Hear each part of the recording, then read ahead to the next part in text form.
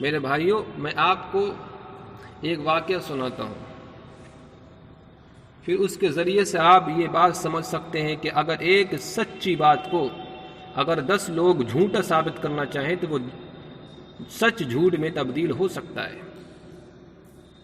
ایک بکری کا مالک بکری لے کر کے بازار میں گیا، لیکن ایک بیاپاری تھا، اس نے 10 آدمیوں کو چوراہے پہ کھڑا کر دیا اور یہ ثابت کروایا اس بکری والے سے یہ بکری بیمار ہے اور اس کی قیمت اتنی نہیں ہو سکتی جتنی آپ مانگ رہے ہو، بلکہ اس کی قیمت جہاں 8,000 روپے تھی ان سب نے 6,000 روپے لگائی۔ میرے بھائیوں، بکری والا گھر سے چلتا ہے، اس کو چوراہے پہ میرے بھائیوں ایک آدمی ملتا ہے، چوراہے پہ ایک آدمی ملتا ہے، وہ کہتا ہے بھائی کہاں لے جا رہے ہو؟ کہا بیچنے کے لیے۔ کہ آپ کی بکری تو بیمار ہے۔ کہا بیمار ہے؟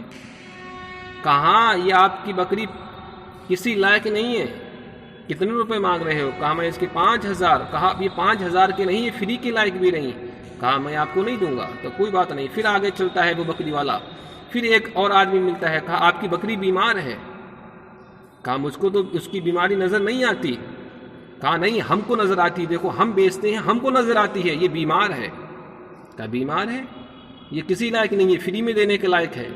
کہا نہیں دوں گا، میں تم کو فری میں بھی نہیں دوں گا۔ بہرحال وہ بکری والا اور آگے چلتا ہے، ایک آدمی اور ملتا ہے اس کو کہتا ہے وہ بکری بیمار ہے۔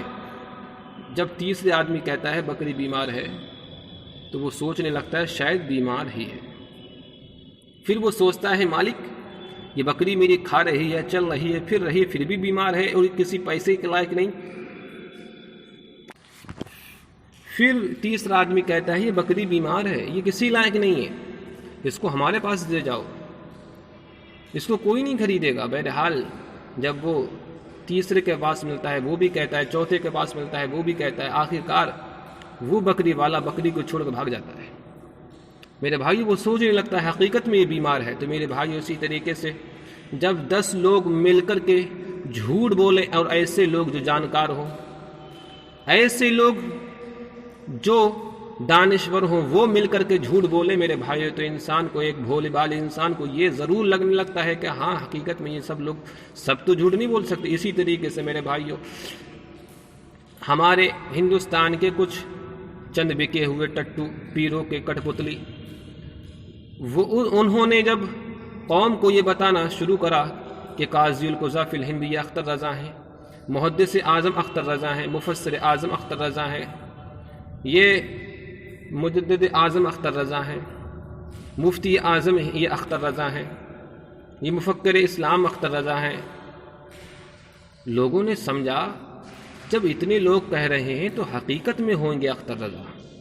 میرے بھائیوں سب جھوٹ، زندہ جھوٹ لوگوں نے اختر رضا خان کی ذات میں ملا دیا۔ میرے بھائیوں وہ انسان سے بڑا مکار کوئی ہو ہی نہیں سکتا کہ جو انسان اپنی تعریف اپنے سامنے لوگوں سے کروائے، صرف اس نیت سے تاکہ لوگ مجھے بڑا مان جائیں۔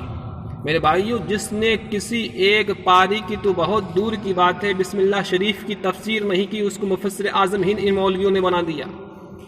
جس نے پوری 6,000 جتنی بھی کتابیں ہیں، جتنے بھی بخاری میں جتنے بھی حدیث پاک کی ہیں ان کی نہیں، بخاری کی کسی بھی حدیث کی جس نے شرح نہیں لکھی، پوری شارح بخاری تو بہت دور کی بات ہے بن جائیں، جس نے ایک حدیث جبریل کی جس نے شرح نہیں لکھی۔ میرے بھائیو انما الاعمال بالنیات یہ ایک حدیث پاک کی جس نے شرح نہیں لکھی اسے محدث اعظم میں بنا دیا۔ جس نے اپنے ہاتھ سے کوئی ایک فتویٰ نہیں لکھا اسے مفتی اعظم ہند بنا دیا۔ میرے بھائیوں جب ہندوستان کے بڑے بڑے مولویوں نے جب ایک اختر رضا خان کو محدث اعظم بنا دیا، مفسر اعظم بنا دیا، جس نے پوری زندگی منظر اسلام میں جامعۃ الرضا میں بیٹھ کر کے کسی بھی ایک طالب علم کو درس و تدریس نہیں دی، ایک سبق نہیں پڑھایا پوری زندگی، اس کو میرے بھائیو محقق اعظم ہند بنا دیا۔ جب 100 مولویوں نے مل کر کے ایک پیر کا پرچار کیا تو عوام کو، ہندوستانی عوام کو لگنے لگا شاید یہ مولوی سچ بولتے ہیں، کیونکہ ہمارے ہندوستان کی جنتا بہت مورخ ہے۔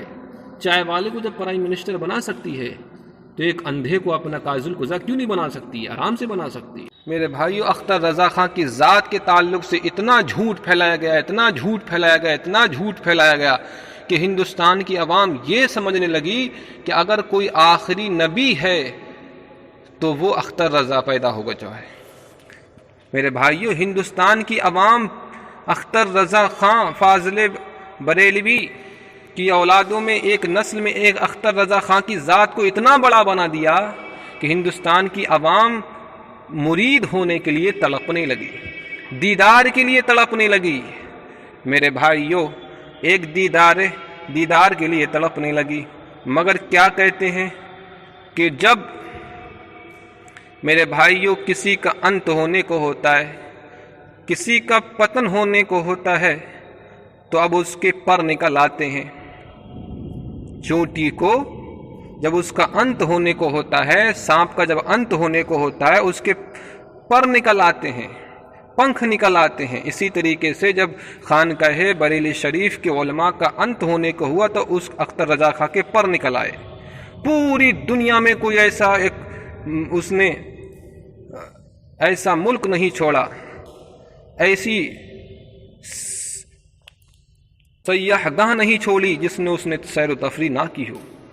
پوری دنیا کا سروے جس نے کر لیا، پوری دنیا کا معائنہ جس نے کر لیا، پوری دنیا کی نعمتوں سے استفادہ اٹھا لیا، میرے بھائیوں پوری قوم کو ان کے سامنے مولویوں نے جھکا دیا، اور مولویوں کا بھی فائدہ کم نہیں ہوا۔ مولویوں نے اس اختر رضا کے ذریعے سے اپنے بینک بیلنس کو بنا لیا۔ ایک شہاب الدین نام کا بہار کا مولوی، اس نے تو اختر رضا خان کے ذریعے سے اتنا بینک بیلنس بنایا، اتنا بینک بیلنس بنایا کہ آج اس کو بریلی شریف سے بھگا دیا گیا، لیکن آج وہ دولت جو اس نے اختر رضا خان کے ٹائم میں کمائی تھی وہ آج ختم نہیں ہو سکتی۔ 7 نسلیں کھائیں گی اس کی، میرے بھائیوں۔